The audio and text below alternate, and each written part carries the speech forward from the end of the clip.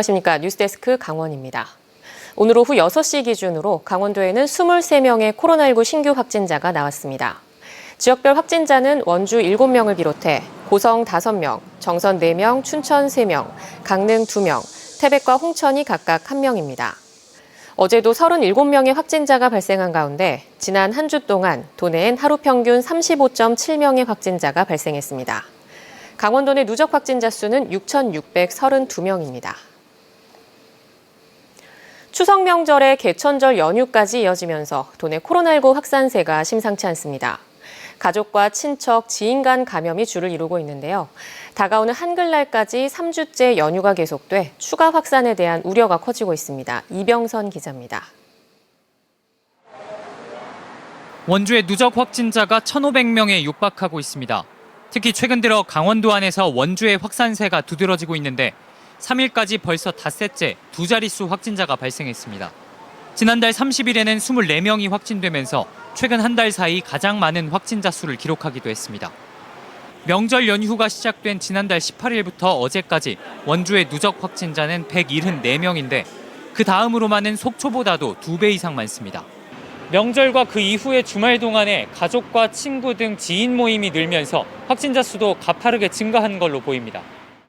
주간 확진자가 100명에 육박한 지난주, 지역 내에서 가족이나 지인과 접촉한 뒤 나온 확진자가 61명이었고 추석 주간에 나온 감염 경로가 확인되지 않는 확진자 28명 가운데 절반에 가까운 13명은 타 지역 방문자였습니다. 한편 이 같은 확산세를 고려해 정부의 새 거리두기 방침은 완화 대신 현재 지침을 2주 연장하고 일부 시설만 완화하는 걸로 갈피를 잡았습니다. 생업에 피해가 큰 일부 시설에 대해서는 접종 완료를 중심으로 예외 범위를 확대하기로 하였습니다. 추석과 개천절 그리고 다가오는 한글날 연휴까지 잇따라 3주 동안 사람들의 이동과 만남이 잦아지면서 정부가 11월로 예정하고 있는 위드 코로나 실행을 앞두고 최대 고비를 맞고 있습니다. MBC 뉴스 이병선입니다. 속초시와 강릉시가 사회적 거리두기를 오늘부터 하향 조정했습니다. 강원도에서 유일하게 사회적 거리두기를 4단계로 유지했던 속초시는 오늘 0시부터 3단계로 하향 조정했습니다. 이에 따라 오후 6시 이후 사적 모임 인원 제한이 기존 2명에서 4명으로 늘었고 집합 금지였던 유흥시설은 밤 10시 이후 운영 제한으로 변경됐습니다. 또 300제곱미터 이상 상점과 마트는 운영시간 제한이 해제되며 숙박시설은 전 객실의 4분의 3 운영이 가능해졌습니다. 강릉시의 거리두기 단계도 강화된 3단계에서 3단계로 완화됨에 따라 실내 체육시설과 학원, 독서실, 임의용업의 영업시간 제한을 해제했습니다. 또 경로당은 취식을 제한해 개방하고 시립도서관은 대출과 반납 업무가 가능해졌습니다. 태백경찰서 신임 여성 경찰관을 성희롱한 남성 경찰관 10명이 무더기로 징계를 받았습니다. 더불어민주당 한병도 의원이 강원경찰청에서 받은 자료를 보면 경찰은 징계위에 회부된 12명 가운데 10명을 징계했습니다. 성희롱 발언과 2차 가해 등의 사유로 2명을 해임 조치했고 1명은 강등을, 2명은 정직 3개월 조치를 내렸습니다. 또 나머지 5명은 감봉, 견책 등의 경징계를 내렸습니다. 가해 경찰관들은 피해자에게 얼굴이 음란하게 생겼다는 등의 성희롱적 발언을 한 것으로 조사됐습니다. 정부의 신재생에너지 정책에 따라 수소연료전지 발전소 건립이 곳곳에서 추진되고 있습니다. 이미 사업 허가를 받은 곳이 많지만 주민 반대가 가라앉지 않고 있어 속도를 내지 못하고 있습니다. 이윤 기자가 보도합니다. 강릉 경포호 주변에 수소연료전지 발전소 건설을 반대한다는 현수막이 내걸려 있습니다.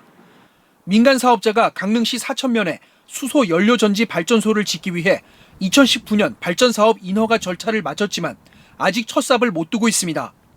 그동안 반대 주민 측이 사업 절차에 문제가 있다며 강릉시장을 검찰에 고발하는 등 우여곡절을 겪었습니다. 고발 수사는 불기소 처리로 종결됐지만 이후에도 주민 반발은 거센 상태입니다. 그다음 위험하다. 그 옆에서 폭파 사건이 나잖아요. 그럼 위험한 거야 뭐 안전하게 관리하면 된다고 그러지만은 그럴 수도 있죠. 원자력이 어때요?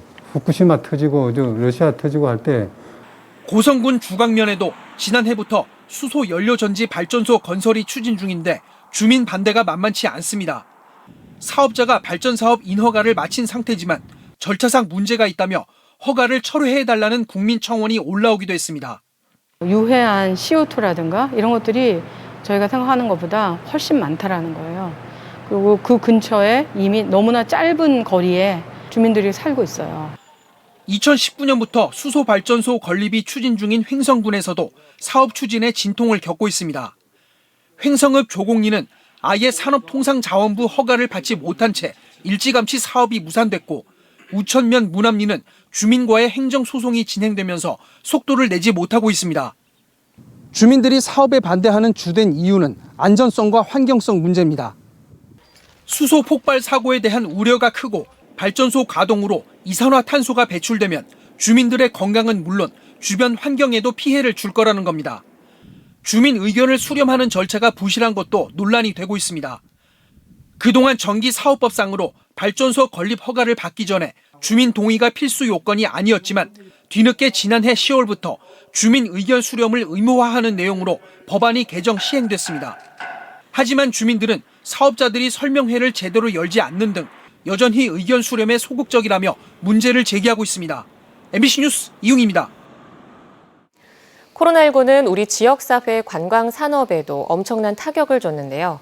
정부가 조만간 점진적인 위드 코로나 정책을 펴겠다고 밝혀 강원 관광도 새로운 전략이 필요합니다. 강화길 기자가 보도합니다. 춘천의 대표 관광지인 남이섬. 2019년 한 해만 276만 명이 다녀갔습니다.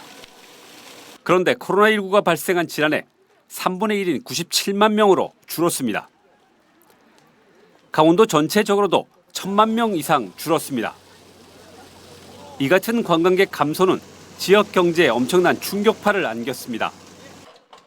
산업연구원이 코로나19가 강원 지역 내 총 생산에 미친 영향을 분석했더니 전국 16개 시도에서 중간인 3.9%포인트 하락을 촉발했습니다. 이에 반해 관광이 포함된 서비스 생산에는 전국에서 세 번째로 큰 6.3%포인트 하락을 가져왔습니다. 강원도가 대면 서비스 산업의 비중이 높기 때문입니다. 강원도가 대면형 서비스의 대표적인 업종인 그 문화 서비스나 그다음에 음식 숙박업의 비중이 다른 지역보다 월등히 높기 때문에 타격을 많이 받은 거라고 볼 수가 있겠죠. 이처럼 위기에 처한 강원도 관광 산업을 살리기 위한 대안은 없는가? 강원도는 코로나19 발생 이후 확 달라진 관광 패턴에 주목하고 있습니다. 비대면과 숨은 명소 찾기처럼 개인별로 세분화된 언택트 관광 콘텐츠 발굴에 주력합니다. 또한 양양 서핑이나 강릉 커피처럼 지역민이 지역의 자산을 활용해 만든 관광 생태계 조성에도 집중할 계획입니다. 위드 코로나에 맞춰서 강원도가 가지고 있는 장점들을 잘 활용해서 트렌드에 맞게 여러 가지 전략과 다양한 정책을 추진하는 게 급선무라고 할 수 있습니다. 코로나19가 종식되면 국내로 쏠렸던 관광객이 다시 해외로 빠져나갈 수도 있습니다. 이에 따라 조만간 다가올 단계적 일상 회복을 기점으로 변하는 관광 수요를 따라잡지 못하면 강원도 관광산업 회복은 멀어질 수밖에 없습니다. MBC 뉴스 강화길입니다.